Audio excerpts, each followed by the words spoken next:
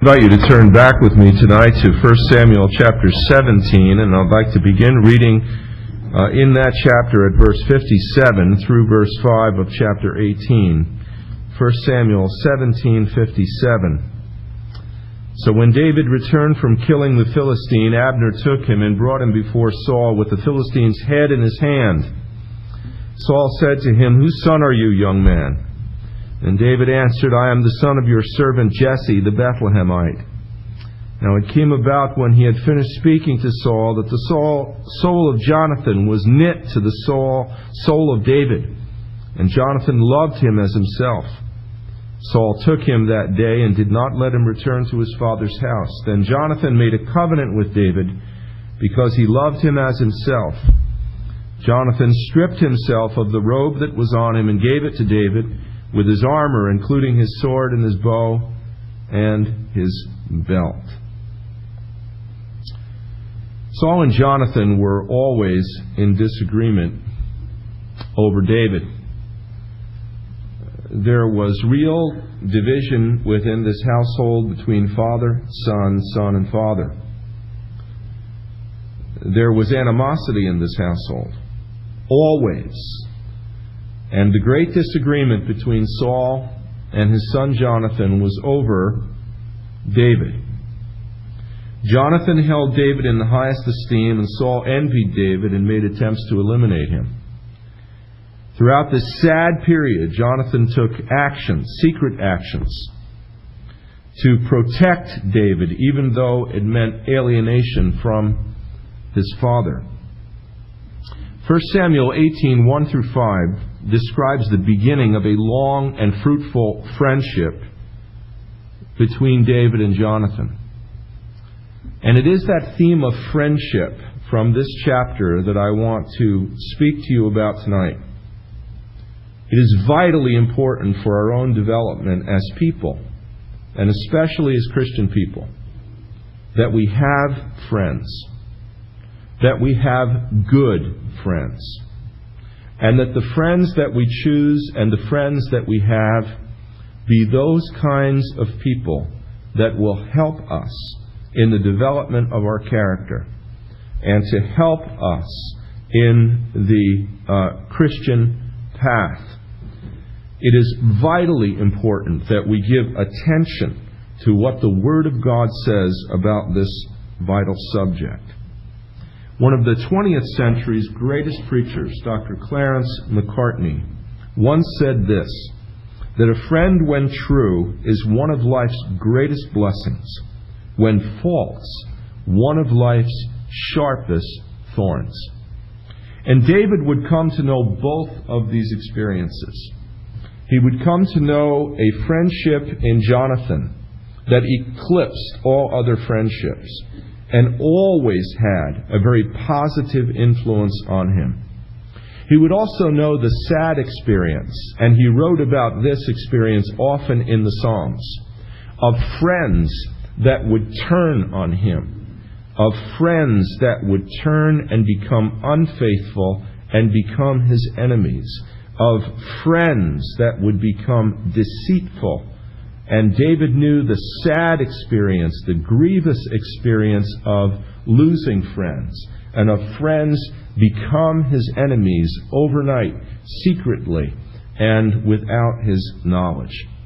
David understood both of these experiences, the blessings and the sorrows that often go hand in hand with friendship. David understood that in the friendship that he had with Jonathan, the close friendship that he developed and sustained with this man who was his elder over many years, that there was something that friendship contributed to his life that could not be contributed through his wives. There is something about the relationships that we have with friends that is absolutely vital to our own development. And it is very important that we understand much of what the Word of God says about this whole subject of friendship. Very important to think about friendship. Stephen Ambrose has recently written a very thought-provoking book he has also said the following, that the best 4 words in the English language, and those of us who are older, experienced especially with our families, will undoubtedly agree with this, that the best 4 words in the English language are love, wife, home, work, and the 5th one is friend. And the older you get, it seems that the more you appreciate those things, don't you? The older you get, the more you appreciate those 5 very simple things: love, wife, home, work, and friend. Follow along then as I make a few observations about the beginning of the long relationship, the long friendship between David and Jonathan, the very beginning of which is described here in 1 Samuel 17:57 through 18 and verse 4. Consider in the first place the beginning of the friendship between Jonathan and David. And this is quite the scene. David has said nothing to Jonathan specifically. There have been no words between David and Jonathan and David. Nothing has gone between them. There's merely the Jonathan sitting there in the court of his father Saul. The picture's a fairly gory one. It would not make the news today. It would be considered absolutely too gory. Abner comes in with David in tow, and David likely has in his hand, holding by the hair, the huge head of Goliath that he has just severed from Goliath's body. This gory trophy that he carries into the throne room of Saul. And Jonathan is sitting there. He's just observing what's going on. He listens to the questions that his father Saul puts to David. He listens to David's response.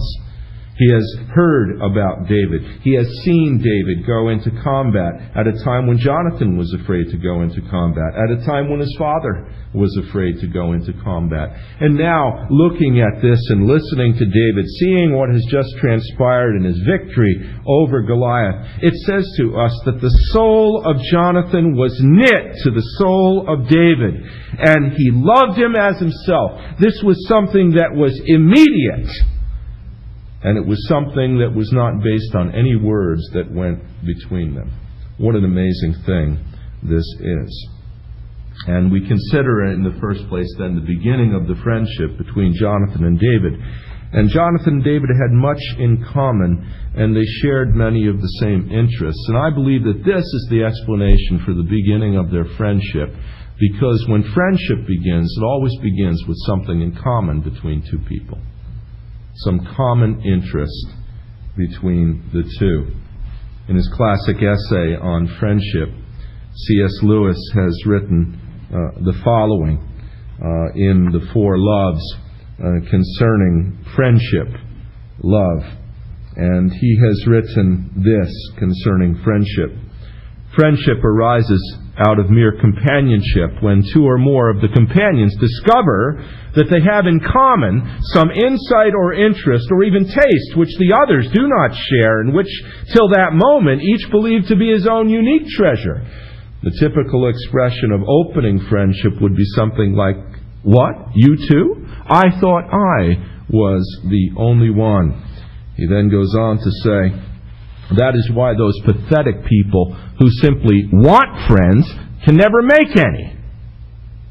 The very condition of having friends is that we should want something else besides friends. Where the truthful answer to the question, "Do you see the same truth?" would be, "I see nothing and I don't care about the truth. I only want a friend." In that kind of situation, no friendship can arise, though affection, of course, may. There would be nothing for the friendship to be about. And friendship must be about something, even if it were only an enthusiasm for dominoes or white mice. Those who have nothing can share nothing.